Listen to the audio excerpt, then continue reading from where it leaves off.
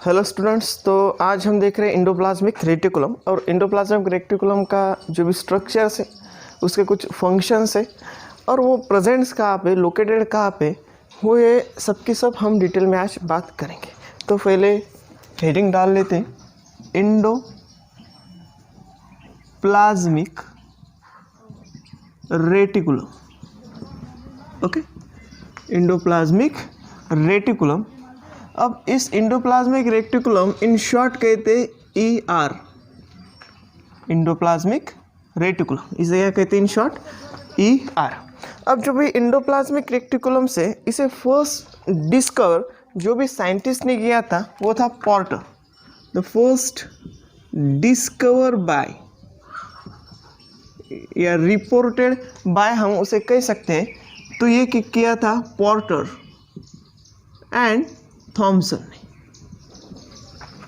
किसने किया था? पोर्टर एंड थॉमसन ने इसे क्या किया था? ऑब्जर्व किया था कि जो भी फर्स्ट डिस्कवरी थी इसे पोर्टर एंड थॉमसन ने किया था। अब जो भी इंडोप्लाज्मिक रेटिकुलम हम देख रहे हैं, it's a cell organelle contents. ये क्या है? एक सेल ऑर्गेनल से। अब ये सेल ऑर्गेनल से तो मेम्ब्रेन बाउंड ऑर्गेनल से। Okay, again these are the membrane bound organelle. Okay, अब इसका जो भी लोकेशंस हमें अगर दिखाई दिया, तो फॉर एग्जांपल ये एक सेल होती है। ओके, इस सेल के अंदर जो भी न्यूक्लियस है, उस न्यूक्लियस के अंदर जो भी कंटेंट्स आते हैं,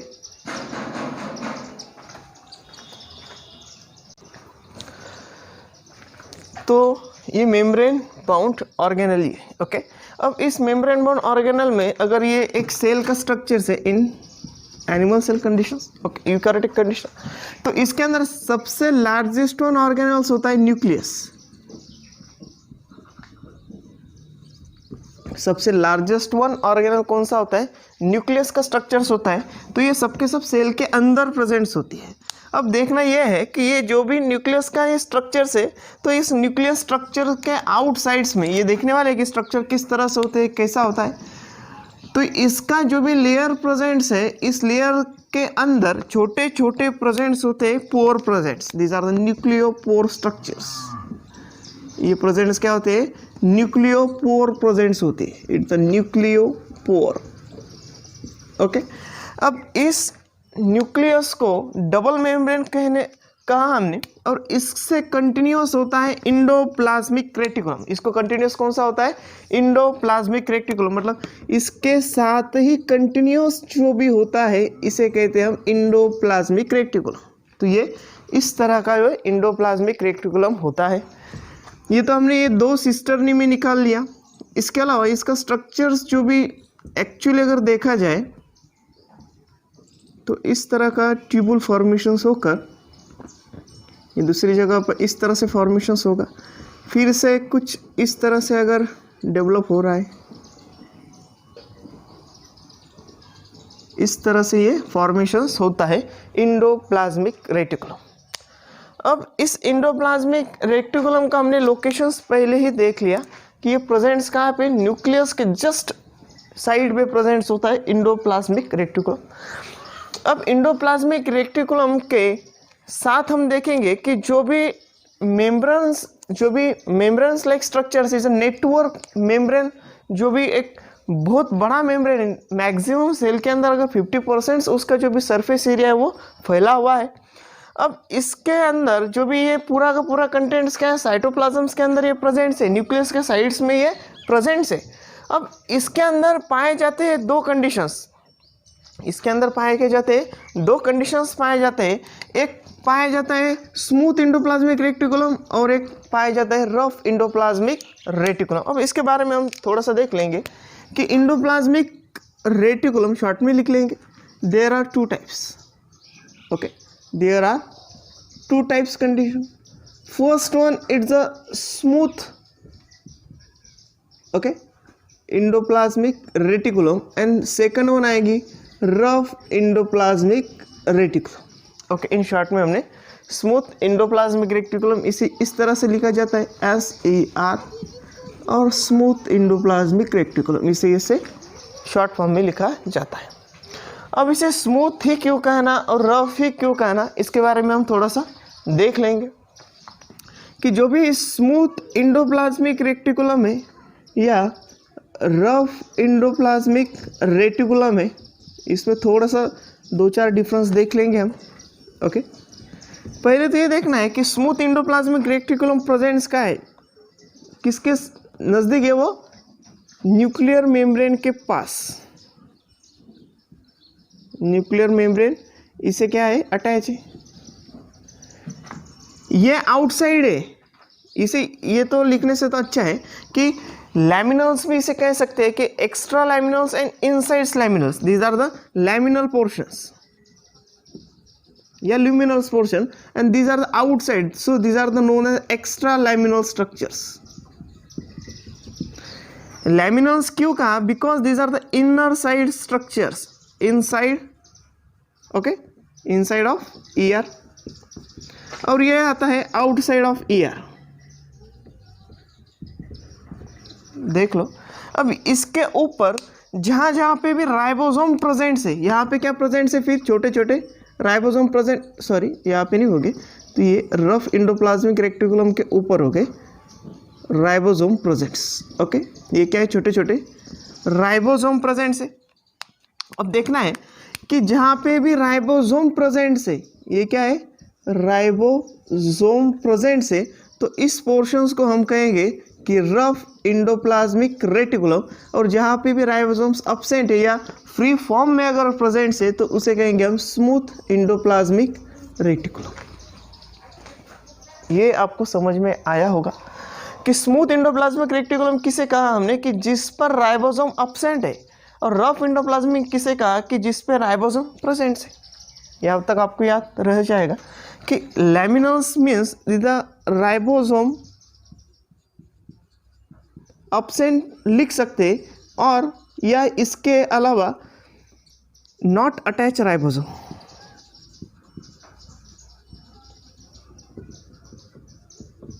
नॉट अटैच राइबोसोम्स, और यहाँ पे लिख सकते हम विथ राइबोसोम या attach with ribosome, attach ribosome, ऐसे भी लिख सकते हैं हम। ओके, तो ये कंडीशंस आते हैं इस तरह से कि स्मूथ एंडोप्लाज्मिक और रफ एंडोप्लाज्मिक रेटिकुलम के बारे में। तो ये जो भी स्ट्रक्चर्स है, तो हम देख रहे हैं कि ये ग्रीन कलर का जो भी स्ट्रक्चर्स निकाला है, ये पूरा का पूरा स्ट्रक्चर किसका है, फिर ये एंडोप्लाज्मिक रेटिकुलम का स्ट्रक्चर है। अब इस एंडोप्लाज्मिक रेटिकुलम में ये जो भी स्ट्रक्चर्स ये दिख रहा है कि सो ये स्ट्रक्चर है। ओके, इसके बीच में जो भी ये लाइन जो हमने खींच रखी है दोनों, और ये पूरा का पूरा surface area, flatten surface area जो भी दिख रहा है, इसे कहते हैं हम सिस्टर्नी, इसे कहते हैं हम सिस्टर्नी। और ये जो भी बीच में जो दिख रहा है, इसे कहते हैं हम ट्यूबुल या ट्यूबुली उसे कहते हैं।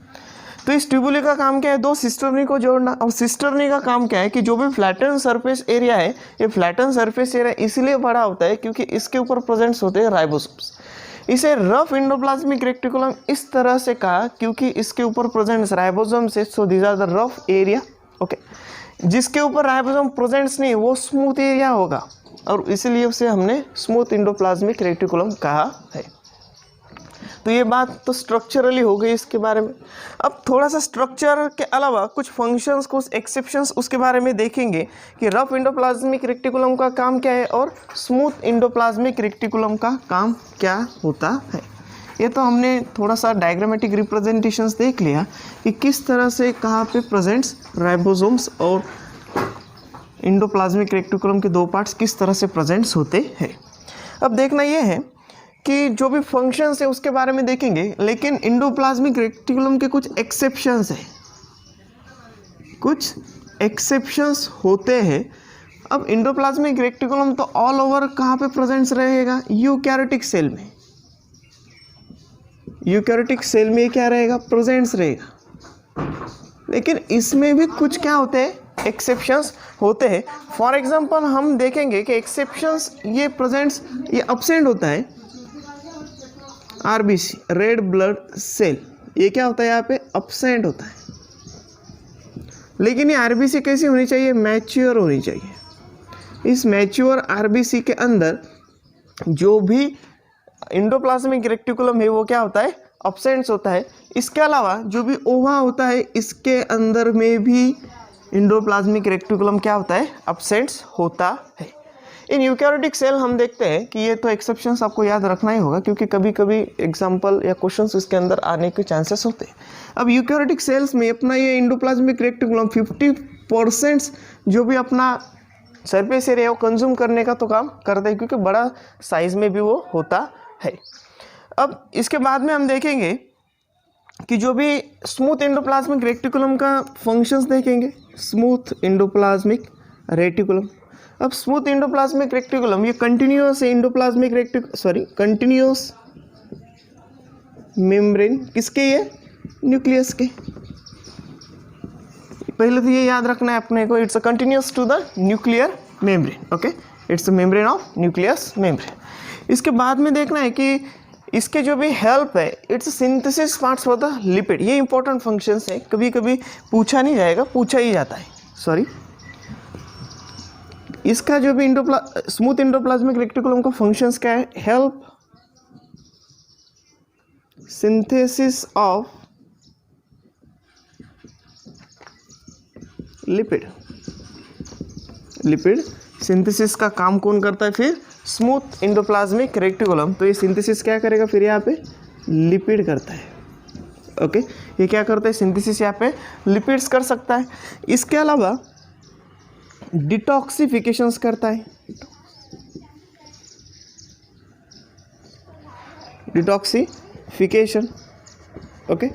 अब डिटॉक्सिफिकेशंस जो भी करेगा, तो फॉर एग्जांपल डिटॉक्सिफाई किसे कर सकता है, कोई ड्रग लिया जाए तो इसे डिटॉक्सिफाइड करना है, अगर कोई पॉइजन्स लिया जाए तो उसे भी डिस्ट्रॉय करने का काम ये करने के चांसेस उसके होते हैं। फॉर एग्जांपल डिटॉक्सिफिकेशंस हम इन केस अगर लीवर में देखा जाए तो लीवर में भी, लीवर सेल में भी होता है, और वहाँ पे एक प्रोटीन से एंजाइम्स यूज़ किया जाता है साइटोक्रोम 450।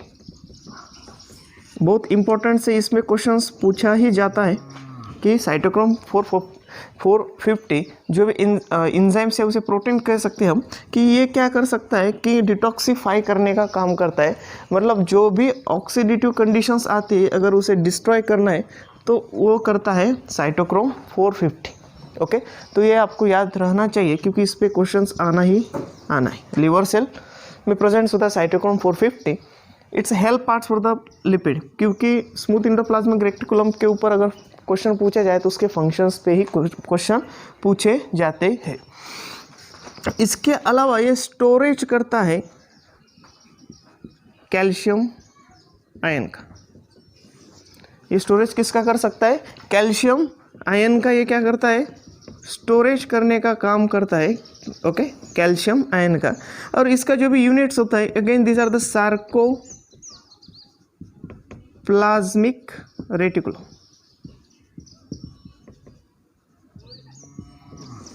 इसका क्या होता है, सार्कोप्लाज्मिक रेटिकुलम, क्योंकि रेगुलेशंस करेगा ये कैल्शियम्स का, तो मसल कॉन्ट्रैक्शंस के लिए ये क्या करता है, हेल्प करता है।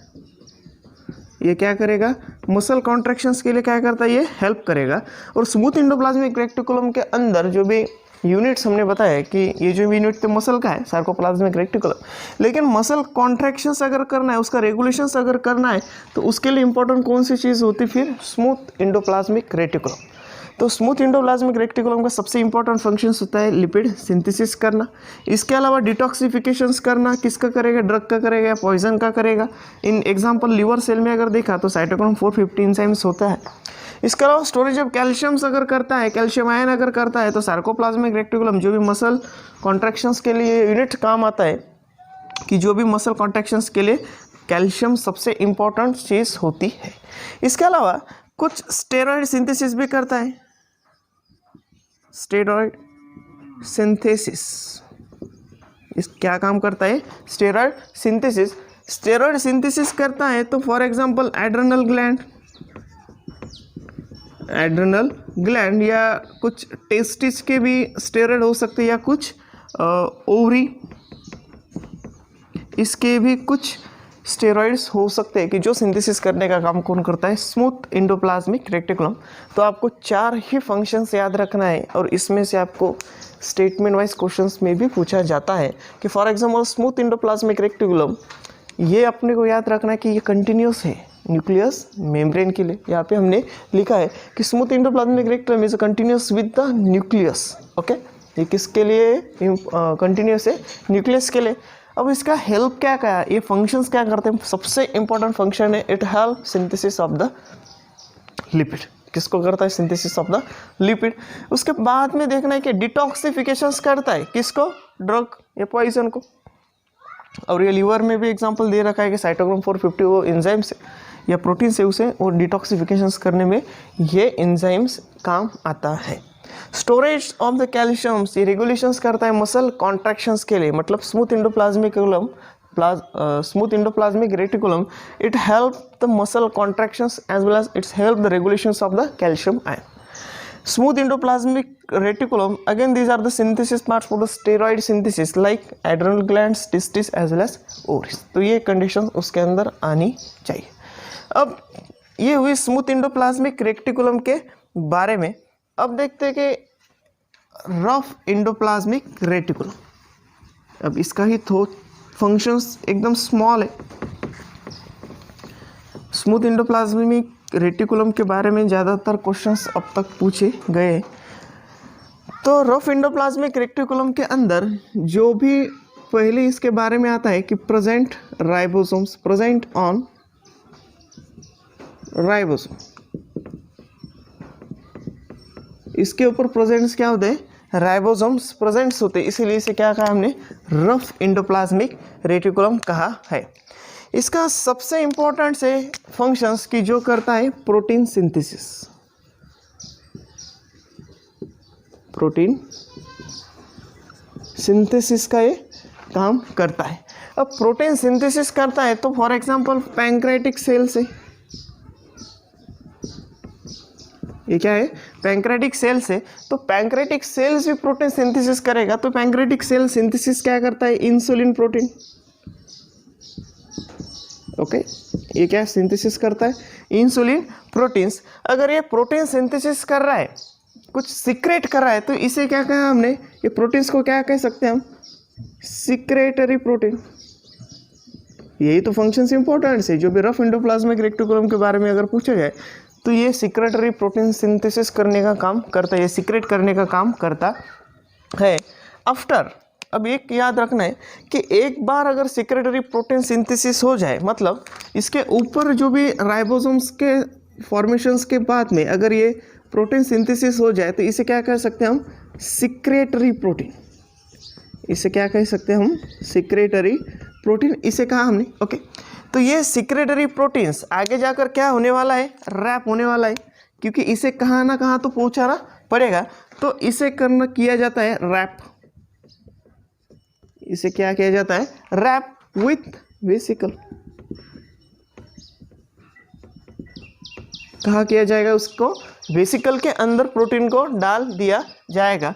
तो यहाँ पे कौन हो गए? वेसिकल्स हो गए। तो इसको अंदर डाल दिया जाता है। मतलब ये जो भी ग्रीन कलर के हमें प्रोटीन्स दिख रहे हैं तो ये इसके अंदर आ जाएंगे। ओके, तो रैप किसने किया? इसे वेसिकल ने किया। ये क्या है यहाँ पे? वेसिकल है। तो इस वेसिकल के अंदर का क्या डाल दिया हमने? प्रोटीन्स को डाल दिया और रैप करके किसके पास भेज देंगे हम? गोल्जी बॉडीज के पास। इसको किसके पास भेजना है हमें? गोल्जी बॉडीज के पास हमें क्या भेजना है? उसे छोड़ देना है वहाँ पे जाकर। क्योंकि एक बार देखो, पहले तो इसका फंक्शन क्या है? प्रोटीन सिंथेसिस करना। प्रोटीन सिंथेसिस कर रहा है तो इसे क्या कहा हमने? सीक्रेटरी प्रोटीन्स का। अब इस सीक्रेटरी प्रोटीन्स को सिंथेसिस करने के बाद में खुला तो छोड़ नहीं सकते, इसे क्या करना पड़ेगा? रैप कर किसी को भेज देना पड़ेगा। अगर इसे रैप करके इन वेसिकल में अगर भेज दे दे तो वेसिकल जाकर कहाँ पहुँचेगा फिर? तो वेसिकल का जो भी लास्ट डेस्टिनेशन इसके एंडोप्लाज्मिक रेटिकुलम के बाद जो भी होता है वो होता है गोल्जी बॉडीज। ये भी हमें देखना है आगे। इसका डेस्टिनेशंस कहाँ होगा फिर? गोल्जी बॉडीज़ के पास। अब गोल्जी बॉडीज़ के पास जाकर कुछ ना कुछ तो वो जाकर गप्पे लड़ाएंगे, मतलब जो काम है उसे कर लेगा। जैसे कि कुछ मॉडिफिकेशंस करना है तो मॉडिफिकेशंस कर लेगा, फिर से वो आगे चल पड़ेगा। तो यहाँ तक हमने देखना है कि रफ एंडोप्लाज्मिक रेटिकुलम का सबसे इंपॉर्टेंट फंक्शंस होता है सिक्रेटरी प्रोटीन को सिंथेसिस करना। वो सिक्रेटरी होकर जो भी गोल्जी बॉडीज़ के पास जाती है। अब इसके अलावा जो भी इन एडिशनल कंडीशंस एक फंक्शंस होता है यन लिंक ग्लाइकोसाइलेशंस, यन लिंक ग्लाइकोसाइलेशंस, ग्लाइकोलेशंस या ग्लाइकोसाइलेशंस उसे कहते हैं। ओके, यन लिंक ग्लाइकोसाइलेशंस ये स्टार्ट होता है इंडोप्लाज्मिक रेटिकुलम के अंदर, लेकिन इसका एंड होता है गोल्जी बॉडीज़ में। ये स्टार्ट होता है, ये क्या होता है यहाँ पे इंडोप्लाज्मिक रेटिकुलम के अंदर स्टार्ट होता है। अब ये आपको क्या है क्या नहीं है ये आपको मॉलिक्यूलर बायोलॉजी में भी आपको पता चल जाएगा कि यन लिंक ग्लाइकोसाइलेशंस क्या है, एक छोटी सी लिंक है, ये आपको पता चल जाएगी। तो यहाँ तक हमने देखा कि रफ एंडोप्लाज्मिक रेटिकुलम के फंक्शंस किस तरह से है, इसके टाइप्स क्या क्या है, इसके अंदर आने वाले एक्सेप्शंस क्या है, ये हमने अब तक पढ़ी। अब जो भी इंडोप्लाज्मिक रेटिकुलम है, तो ये इंडोप्लाज्मिक रेटिकुलम के अंदर जो भी स्ट्रक्चर्स हमने अभी देखा, there are the two types, rough endoplasmic reticulum and smooth endoplasmic reticulum. अगर ये इंडोप्लाज्मिक रेटिकुलम अगर ये ब्रेक हो जाए, मतलब अगर सेल अगर ब्रेक हो जाए, इसके दो टुकड़े हो जाए, तो ब्रेक होने के बाद ब्रेक इनटू द फ्रैगमेंट, अगर इसके दो टुकड़े हो जाए या फ्रैगमेंट हो जाए, तो इसे हम कहलाते हैं माइक्रोजोम। इसे क्या कहते हैं हम? माइक्रोजोम इसे कहते हैं। अब ये माइक्रोजोम्स डिराइव होता है रफ इंडोप्लाज्मिक रेटिकुलम। ये डिराइव कहाँ से हुआ? फिर रफ इंडोप्लाज्मिक रेटिकुलम से हुआ। तो इसे हम कह सकते हैं कि रफ माइक्रोजोम, क्योंकि इसके ऊपर भी क्या प्रेजेंट्स हो सकते हैं फिर राइबोसोम्स। ओके, तो इसे क्या कहा हमने? रफ माइक्रोजोम्स। अब इस माइक्रोजोम का यूज क्या आता है? ये यूज क्या आता है? तो ये जब माइक्रोजोम का यूज इसीलिए आता है कि ये मिमिक कर सकता है, it mimicry to endoplasmic reticulum. कौन? माइक्रोजोम से मिमिक किसके कर सकता है? कि इंडोप्लाज्मिक रेटिकुलम की ये क्या कर सकता है? मिमिक कर सकता है, मतलब उसकी तरह वो काम कर सकता है या फंक्शंस कर सकता है। लेकिन ये क्यों करते हैं? जो भी साइंटिस्ट हैं, जो भी रिसर्चर्स हैं, वो रिसर्चर्स क्या करते हैं कि इंडोप्लाज्मिक रेटिकुलम के टुकड़े कर माइक्रोजोम्स बनाकर इसके ऊपर करते हैं एक्सपेरिमेंट। इसके ऊपर एक्सपेरिमेंट करते हैं कि भाई प्रोटीन सिंथेसिस कैसे होता है, जो भी सिक्रेटरी प्रोटीन है वो किस तरह से फॉर्म होता है, या हाउ टू प्रोटीन्स मेड, किस तरह से प्रोटीन फॉर्मेशंस होता है। ये अगर हमें आर्टिफिशियली अगर देखना है तो हमें देखना होता है माइक्रोजोम को। ये आपको याद रखना ही पड़ेगा। किन कंडीशंस आपको पूछा जा सकता है कि इंडोप्लाज्मिक रेटिकुलम को हमने ब्रेक कर दिया, रप्चर्स कर दिया, उसके बाद में उसका फॉर्मेशंस होकर जो भी न्यून पार्ट्स बन रहा है वो क्या बन रहा है? माइक्रोजोम बन रहा है। किससे बन रहा है? रफ इंडोप्लाज्मिक रेटिकुलम से बन रहा है। माइक्रोजोम स्मूथ इंडोप्लाज्मिक रेटिकुलम से नहीं बनेगा, वो रफ इंडोप्लाज्मिक रेटिकुलम से ही बनेगा। और जो इंडोप्लाज्मिक रेटिकुलम को रप्चर करके बनने वाला है वो क्या है? फिर माइक्रोजोम से। कभी कभी ऑप्शन में अपने को डाल सकते हैं मीजोजोम्स, तो ये ऑप्शंस रॉन्ग होता है। तो ओन एंड ओनली वो क्या बनने वाला है? माइक्रोजोम्स बनने वाला है। तो यहाँ तक हमने इंडोप्लाज्मिक रेटिकुलम के फंक्शंस, उसका स्ट्रक्चर्स, उसके एक्सेप्शंस और उसका थोड़ा सा माइक्रोजोम्स के बारे में हमने पढ़ लिया है। तो ये आपको याद रहना चाहिए। और ये छोटा सा जो भी डायग्राम निकाला है हमने, ये इसे ही बड़ा करके निकाला है कि दो सिस्टरनी को एडजस्ट करता है ट्यूबुल्स, और सिस्टरनी के ऊपर प्रेजेंट्स होते हैं small types of ribosomes. Okay, तो ये अपने को याद रखना ही है। ये किसने प्रपोज किया, किसने डिस्कवर किया, किसने किया था? फिर पोर्टर एंड थॉमसन। इसके बाद में उसका स्ट्रक्चर्स एनालाइज करने के बाद में वो न्यूक्लियस को कंटिन्यूस मेम्ब्रेन निकली। Again this are the membrane bound organelles का हमने, क्योंकि इंडोप्लाज्मिक रेक्टिकुलम ये एक टाइप्स का इंडो मेम्ब्रेन सिस्टम होता है कि जिस इंडो मेम्ब्रेन सिस्टम में न्यूक्लियस आएगा, इसके बाद में इंडोप्लाज्मिक रेक्टिकुलम आएगा, उसके बाद में गोल्जी बॉडीज आएगी, उसके बाद में लाइसोसोम आएगा। तो ये कंडीशंस हमें पाई जाती है इंडोप्लाज्मिक रेक्टिकुलम के अंदर। अब इसके बाद में हमें देखना है कि गोल्जी बॉडीज क्या होती है। तब तक हम लेक्चर बाद में लेंगे। Okay, thank you.